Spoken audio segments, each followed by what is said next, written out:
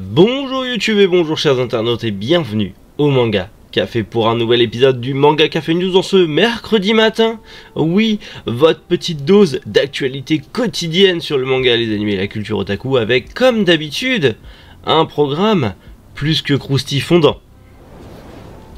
Et on commence aujourd'hui avec un petit cadeau offert pour l'achat du coffret du péché originel de Takopi, une édition collector pour le 15e tome de Moriarty, un nouveau manga pour Devilman, une petite illustration très nostalgique, Sangohan retrouve son dragon, on a les premières images de l'anime Make My Day, NHK World propose un documentaire sur Ken le survivant, et pour finir, les sorties manga du jour.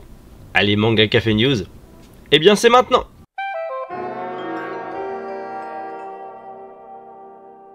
Les éditions Pika nous offrent un petit bonus pas piqué des hannetons, un porte-clés en bois, et ça c'est très important parce que vive le bois, un porte-clés en bois de Takopi, le petit extraterrestre du manga Le péché originel de Takopi. On en a déjà parlé dans une vidéo des nouveautés manga qui sortent en janvier, allez la voir si c'est pas encore fait, et du coup on a ce petit Takopi offert pour l'achat des deux tomes du péché originel de Takopi. Alors faut savoir que dans tous les cas ça sera soit si vous achetez les deux tomes séparément vous aurez le droit à ce porte-clés, et si vous achetez le coffret collector vous aurez aussi le droit à ce porte-clés. Dans tous les cas par contre c'est dans les librairies et points de vente participants, donc renseignez-vous bien auprès de votre libraire ou auprès tout simplement de votre point de vente, Leclerc, Fnac, ce que vous voulez, renseignez-vous bien, ça sort aujourd'hui, le manga sort aujourd'hui, donc dans tous les cas, allez-y, foncez, renseignez-vous bien si vous voulez ce petit porte-clés, ça, pour le reste, c'est à vous de voir. Une édition collector pour le 15e tome de Moriarty. Alors vous allez me dire, oui, encore une édition collector, que voulez-vous, les éditions collector ont la cote. Et du coup, le 10 février sortira ce tome 15 de Moriarty en version normale et en version collector, et ce collector sera à 8,90 €, soit 1,95 € de plus que l'édition simple, et aura du coup un calendrier perpétuel. C'est quoi un calendrier perpétuel? En fait c'est un calendrier que tu peux utiliser pendant X temps, parce qu'en fait il n'y a pas d'année dessus, donc si tu griffonnes rien dessus, normalement tu peux le garder autant de temps que tu veux. Ça c'est plutôt cool. C'est un calendrier qui existe beaucoup au Japon. Nous en tant qu'Européens on n'a pas forcément ça parce que notre calendrier est différent, mais là ça a été fait à l'européenne, donc c'est plutôt cool.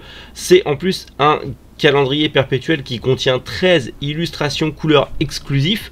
Par contre comme vous le voyez juste ici, il y a une pliure parce que en fait le calendrier se plie et donc fera la taille du manga une fois plié, donc potentiellement ça va être sous blister. Je pense que c'est sous blister dans tous les cas. Il n'y a pas de coffret, il n'y a pas de truc exclusif, donc je pense que ça sera sous film plastique, et donc ça fait la même taille que le manga. Je sais que ceux qui vont me dire ouais mais si on veut faire un poster avec les illustrations, il y a une pliure au milieu, c'est moche. Il y a la technique de poser du poids sur la pliure, comme ça se voit beaucoup moins, ça marche bien, ça marche bien. Après c'est des illustrations plutôt classiques, donc vous pouvez les retrouver après en poster ou autre, c'est pas un problème. Mais voilà, j'avais un petit calendrier en bonus avec Moriarty. Ça après, si vous êtes fan de la série ou pas, ça reste à vous de voir.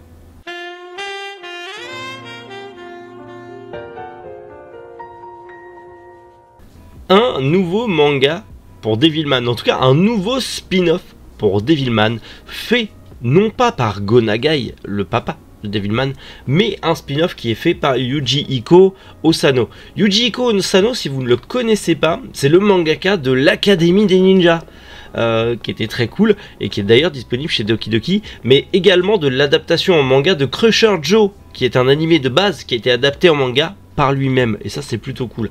Mais là on va parler de Devilman, et du coup le nouveau Devilman Gaiden Ningen Senki sort au Japon là le 23 janvier, enfin il est déjà sorti le 23 janvier, et c'est un Devilman mais ce qui se passe pendant l'ère Reiwa, donc en fait ça se passe en début 2019, en tout cas dans la période 2019, la période actuelle quoi, au final ça va se passer de manière très contemporaine, mais avec ce côté très old school, ce dessin très old school. On a justement ce lead color qui nous montre un petit peu ce que ça va donner. Ça se passe à notre époque, mais avec un dessin très old school. Ça donne un bon mélange des genres. Bien sûr, c'est une prépublication japonaise dans le Genkan Yun Magazine de Kodansha, donc pour l'instant, pas de prépublication française. On ne sait pas si ça sortira en France ou pas, mais on l'espère, parce que Devilman, c'est beaucoup trop bien. La petite news bonus, fallait que je vous la montre parce que c'est la passion et c'est Dragon Ball, et Dragon Ball c'est la vie bien sûr. On a Toyotaro, donc le dessinateur slash mangaka de Dragon Ball Super, qui a fait une petite illustration pour rendre hommage à Sangohan et à Icarus, son dragon. Si vous avez connu, tout comme moi, Dragon Ball et Dragon Ball Z à la bonne époque, il y avait ce petit dragon violet qui était tout mignon, qui est un peu devenu le copain de Sangohan quand il était enfant et qu'il se faisait martyriser par Petit Cœur. Et du coup, Toyotaro a fait cet hommage en se faisant rencontrer à nouveau du coup Sangohan et Icarus, mais adultes, et les deux ont bien évolué et bien grandi. Mais voilà, je trouve ça super cool et je me suis dit écoutez, il n'y a pas trop de news aujourd'hui, donc autant vous en parler parce que c'est trop bien.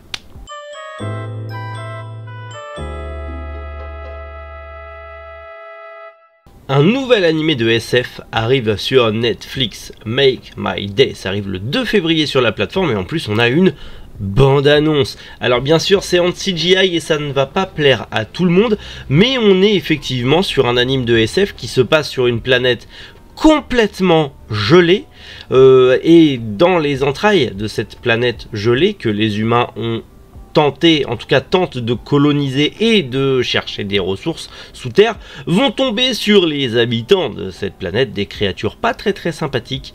Donc imaginez, voilà, planète gelée qui représente en son sein toute une entité d'aliens pas très cool, et on va se retrouver avec ce animé de SF. À la base ça devait être un film d'animation de SF, finalement ça sera une série d'animation SF. Ça a l'air plutôt cool, c'est quand même fait par les réalisateurs notamment de Moonlight Miles et Mobile Suit Gundam Thunderbolt. Alors par contre c'est vrai que le côté CGI, la CGI est pas très jolie, mais je suis désolé, juste parce que les aliens ressemblent à des tardigrades, moi personnellement je vais regarder parce que je suis débile et que j'aime bien les tardigrades. Mais vous n'êtes pas obligé d'être aussi bête que moi. Quoique c'est bien aussi d'être bête. Une petite news que j'aurais pu classifier dans l'actu au Japon, mais on s'en fout, c'est pas grave. NHK Worlds proposera un documentaire dédié à Ken le survivant, Okuto no Ken. Bien sûr, alors vous allez me dire, mais on s'en branle, c'est de la télévision japonaise. On n'a pas la télévision japonaise. Vous pouvez le regarder NHK World en direct sur internet. Vous le savez. Et donc du coup ça sera diffusé en fait dans la nuit de samedi à dimanche et c'est plutôt cool. Another Story How First of the North Star Come to Be, t'as vu l'accent, qui va être vraiment un documentaire qui va retracer en fait toute l'histoire, la création d'Okuto no Ken. C'est trop génial, j'espère que ça sera diffusé en France, j'espère qu'on aura une traduction, j'espère qu'on aura une team qui fera du sub dessus parce que flemme de regarder tout en anglais et de voir juste des images, mais trop bien, trop bien. Petit documentaire comme ça sur Ken, lisez Ken le survivant, même si c'est chez Crunchymosh, on s'en fout, lisez Ken le survivant parce que c'est beaucoup trop bien. Oui.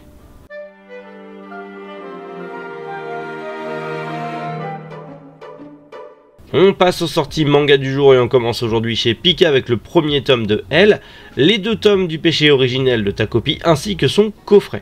Chez Panini sort le tome 3 de Blue Heaven et le tome 20 de Sido. Chez Soleil Manga sort le 9e tome de la sorcière invincible tueuse de Smile depuis 300 ans, le 16e tome des aventures de Kirby dans les étoiles, le 7e tome des caprices de la lune, le 11e et dernier tome de The Legend of Zelda Twilight Princess et le 6e tome de The Vampire and the Roses. Chez Le Lézard Noir sort le 2e tome de Box et le 1er tome de Makoto-chan. Chez Meian sort le 12e tome de Konosuba. Et pour finir, chez Nazca sort le 20e tome de Todag. Bon voilà, Manga Café News terminé. Petit Manga Café News, mais Manga Café News quand même, bien sûr, bien évidemment. Le tome 12 de Konosuba arrive normalement en stock aujourd'hui. J'espère que les autres sorties Meian vont pas être livrées. Enfin, après il y a des problèmes avec la neige dans mon coin, mais j'espère juste que je vais pas les recevoir genre le jour de la sortie. Encore ça va. mais moi j'ai des clients derrière, donc normalement ça arrive en stock aujourd'hui. Et n'oubliez pas, dimanche, ouverture du site internet avec la vidéo d'annonce et un petit cadeau à l'intérieur. Soyez au rendez-vous dimanche 11 h. Voilà, je vous dis ça comme ça, c'est gratuit, ça fait plaisir. Bref, on se retrouve demain, matin, 7 h, pour le Manga Café News. D'ici là, déjà prenez soin de vous, c'est important, et surtout passez une excellente journée. C'était Méric, Boujou, les internautes.